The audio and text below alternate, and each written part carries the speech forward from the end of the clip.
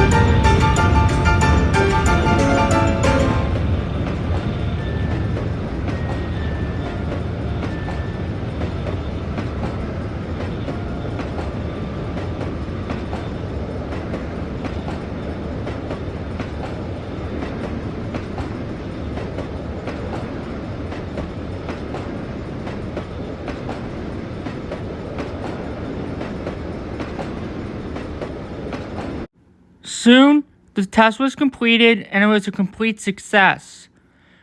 The diesel fuel had provided its job for Dono, and it was very successful. Okay, the test was a success. I'm impressed, Donald. You did well in your test. I'm glad my fuel test did well. Thanks, Gohin. I'm glad my fuel test went well. Dono is now pleased that he is able to burn diesel fuel instead of turbine gas, because Dono knows that diesel fuel is a lot more better than burning turbine gas. And Dono was happy he was given this diesel fuel conversion. And he is now a lot more versatile than he previously was on the Union Pacific. And Dono was pleased that he was given another chance, along with Pearson, to be given another chance. And Dono was happy that the test was fully successful.